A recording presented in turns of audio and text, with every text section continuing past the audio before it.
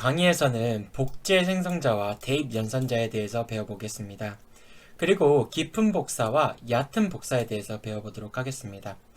오늘 강의에서 좀 사용해야 될 코드 양이 많기 때문에 제가 이렇게 미리 좀 작성을 해놨는데 이 코드 내용을 먼저 설명해 드리도록 하겠습니다.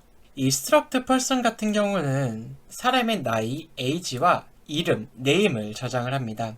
그리고 이 person 같은 경우는 이 두 개의 매개 변수를 가지는 생성자를 가지고 있고, 이 생성자는 객체가 생성될 때 이 멤버 변수 age와 name을 이 전달된 매개 변수로 이렇게 초기화를 합니다.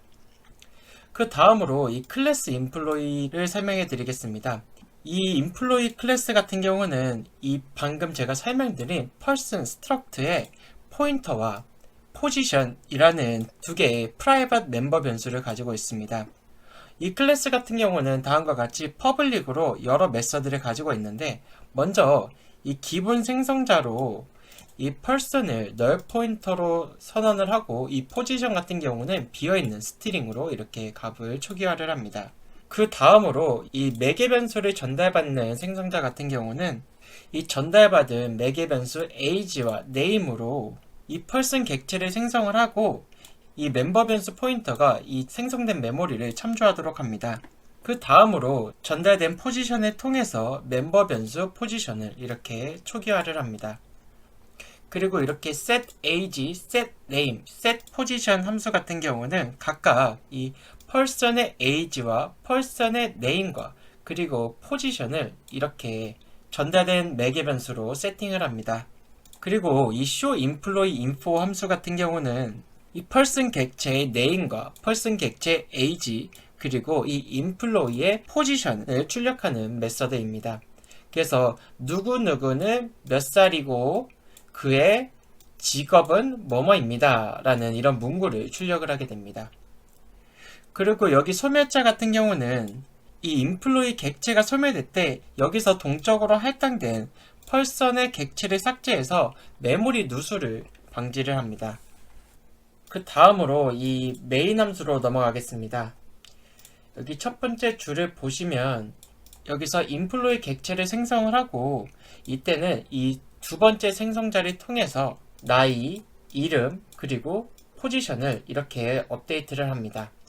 그리고 여기 같은 경우는 employee B가 employee A를 이렇게 선언을 하면서 전달을 받게 되는데, 이러한 경우 디폴트 복사 생성자가 호출이 되면서 이 A에 있는 값들이 이쪽으로 카피가 됩니다.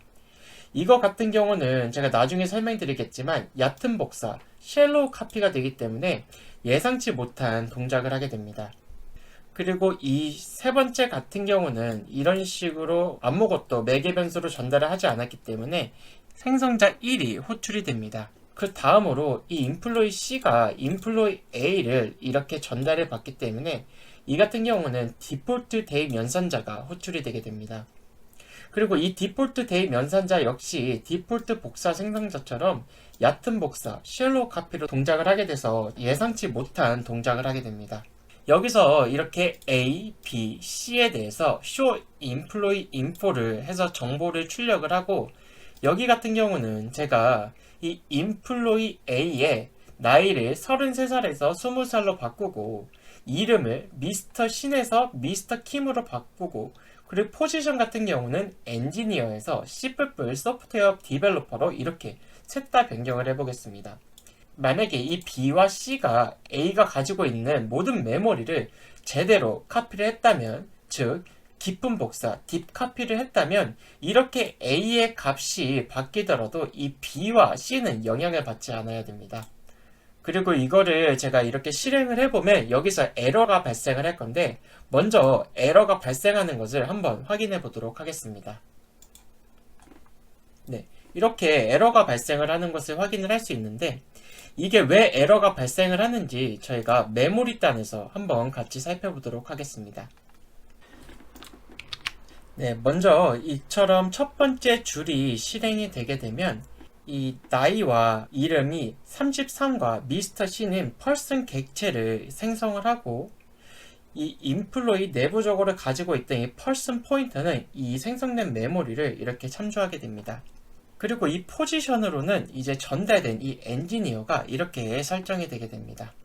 그 다음으로 가게 되면 이 인플로이 B 같은 경우는 이 인플로이 A의 이 엔지니어를 동일하게 이렇게 가지게 되고 이 인플로이 A의 펄슨이 가리키던 동적 메모리를 이렇게 같이 참조하게 됩니다.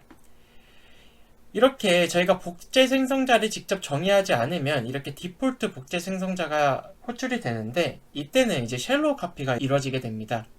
이러한 디폴트 복제 생성자가 작동하는 원리는 제가 간단하게 표현해 드리면 여기에서 어떤 일이 발생을 하게 되냐면 내부적으로 이제 이 employee B의 이 person 포인터는 이 전달된 employee A의 person과 같은 곳을 이렇게 가리키게 되고 그리고 employee 같은 경우는 하나의 멤버 변수가 더 있었는데 그게 뭐냐면 이제 포지션이었는데 그러면 이거 같은 경우 employee의 포지션으로 employee A의 포지션이 이렇게 전달된다. 이거랑 동일한 역할을 하게 됩니다. 그리고 여기에서도 마찬가지로 이 디폴트 대입 연산자 같은 경우도 이런 식으로 동작을 하게 됩니다. 그래서 여기 디폴트 대입 연산자 같은 경우는 이 employee A의 person이 employee C의 person으로 이렇게 대입이 되고 그래서 같은 동적 메모리를 이 포인터가 참조를 하게 되고 여기 같은 경우도 employee A의 포지션이 employee C의 포지션으로 이렇게 할당되는 거랑 동일한 역할을 하게 됩니다. 저희가 이제 어떻게 동작하는지 알았으니 이 메모리 단에서 어떻게 동작하는지 계속 살펴보도록 하겠습니다. 네. 그래서 이렇게 다음 줄로 넘어가게 되면 이 맥의 변수를 받지 않는 생성자가 호출이 되게 되고 그때 같은 경우는 펄스는 널 포인터로 어떠한 동적 메모리도 참조를 하지 않고 이 포지션 같은 경우는 비어있는 문자열을 이렇게 받도록 해놨습니다. 그리고 다음 줄이 호출이 됐을 때 employee C가 employee A를 받기 때문에 디폴트 대입 연산자가 호출이 되고 여기와 마찬가지로 이 employee C의 person은 employee A의 person이 가리키는 메모리를 같이 이렇게 참조를 하게 되고 이 포지션은 이 엔지니어가 그대로 복사가 되게 됩니다. 그래서 이렇게 show employee info를 하게 되면 모두 이 employee A와 동일한 Mr. Shin is 33 years old whose position is engineer가 이렇게 호출이 되게 됩니다. 네, 그리고 그 다음 줄로 넘어가게 되면 이 employee A가 set age와 set name을 통해서 나이를 20으로 바꾸고 이름을 Mr. Shin에서 Mr. Kim으로 이런 식으로 바꿔줬습니다.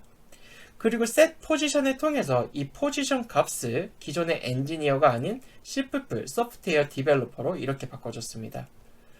하지만 여기서 보시면 저희가 사실은 employee A에 대해서 이렇게 age와 name을 바꿨는데 여기 employee B와 employee C가 이 employee A가 참조하는 메모리를 이 person이 같이 참조를 하기 때문에 이렇게 show employee info를 하게 되면 employee A 같은 경우는 당연히 이렇게 바뀐 기준으로 Mr. Kim is 20 years old whose position is C++ software developer 이렇게 출력되는 게 맞습니다. 하지만 이 employee B와 employee C 같은 경우는 여기서 변경을 해주지 않았음에도 불구하고 여기서 이름이 Mr. Shin이 아닌 Mr. Kim이 출력이 되고 나이가 33이 아닌 20이 출력되는 것을 확인을 할 수가 있습니다. 그리고 포지션 같은 경우는 동적 메모리가 아니고 각 employee B와 C 객체가 자기가 별도로 가지고 있는 메모리 공간에 할당된 거기 때문에 이 employee A의 포지션을 이렇게 바꿔도 이 B와 C의 포지션은 변하지 않는 것을 확인할 수 있습니다. 네, 이렇게 저희가 원하는 대로 동작하지 않았을 뿐만 아니라 심지어 이렇게 에러가 발생을 했는데요. 이 에러가 왜 발생을 했는지 이제 살펴보도록 하겠습니다. 이제 이 메인 함수 끝자락으로 오게 되면 스택 같은 경우는 fill로 first in, last out으로 동작을 하기 때문에 가장 마지막에 스택에 쌓인 이 employee C 인스턴스부터 삭제가 되게 됩니다. 네, 이 employee 같은 경우는 제가 소멸자에서 이 delete person을 호출해 주도록 했기 때문에 이 employee 객체가 삭제되기 이전에 이 person이 가리키고 있는 이 메모리를 먼저 삭제를 해주고 얘가 삭제가 되게 됩니다. 그 다음으로 이제 employee B가 삭제가 돼야 되면서 이 똑같이 delete person을 호출을 해주게 됩니다. 하지만 이 인플로이 C가 펄슨이 가리키고 있는 메모리를 이미 지워줬기 때문에 이 인플로이 B와 A의 펄슨은 이 비어있는 메모리를 가리키게 됩니다. 그렇기 때문에 비어있는 공간을 또 다시 지워줄 수는 없기 때문에 이렇게 에러가 발생을 하는 겁니다. 만약에 저희가 이처럼 저희가 원하지 않던 대로 비정상적으로 동작을 하되 에러를 발생시키지 않기 위해서 어떤 것을 할 수 있을까요? 바로 이렇게 똑같은 공간의 메모리를 여러 번 지워주지만 않으면 됩니다. 이거 우리 저번에 한번 배웠었는데 어떻게 하면 될까요? 네, 바로 레퍼런스 카운트를 통해서 저희가 데이터가 더 이상 불필요한 시점에 알아서 객체를 삭제해주는 스마트 포인터를 이용해주면 됩니다. 그럼 저희가 이렇게 소멸자에서 직접 객체를 삭제해줄 필요가 없기 때문에 이렇게 여러 번 삭제해줌으로써 발생하는 에러를 피할 수가 있게 됩니다. 네, 이처럼 펄슨 일반 포인터 대신 shared 포인터를 이렇게 멤버 변수를 가지고 이렇게 new person이 아니라 make shared를 통해서 shared 포인터 객체를 이런 식으로 생성을 해주고 저희가 일반 포인터가 아닌 shared 포인터, 즉 스마트 포인터를 이용을 했기 때문에 이처럼 직접 메모리를 삭제해 줄 필요가 없게 됩니다. 그래서 여기를 이렇게 주석 처리를 해줬습니다. 이렇게 하고 이렇게 메인 함수를 다시 실행을 하게 되면 네, 우선 여기까지 진행이 됐을 때 이 펄슨이 모두 이 shared 메모리를 가리키기 때문에 이때의 레퍼런스 카운트는 3이 되게 됩니다. 그래서 마지막으로 왔을 때는 이 C가 사라지면서 이 레퍼런스 카운트는 3에서 2가 되고 이 B가 사라지면서 1이 되고 이 A가 사라지면서 레퍼런스 카운트가 0이 됐기 때문에 이제 이 메모리도 이렇게 사라지게 됩니다. 그래서 이번에는 저희가 비록 이 동작은 여전히 깊은 복사가 이루어지지 않아서 이 B와 C가 이제 A를 바꿨더니 같이 변경이 된 거를 제외하고는 별도의 에러는 발생하지 않는 것을 이렇게 확인을 할 수가 있습니다.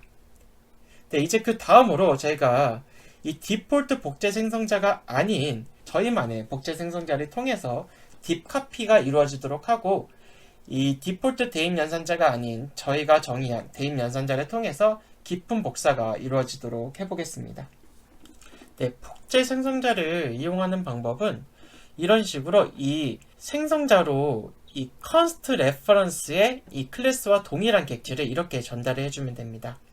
이렇게 전달을 해주고 전달된 매개 변수의 person의 age와 person의 name을 통해서 새로 메모리를 할당을 하고 이 포지션으로도 전달된 매개 변수의 포지션을 전달해주는 식으로 이렇게 동적 메모리를 직접 하나 생성해주는 방법이 있고 이미 저희가 이렇게 매개 변수 3개를 받는 일반 생성자를 구현을 해놨기 때문에 생성자 이니셜라이즈 문법을 통해서 이런 식으로 해줄 수가 있습니다.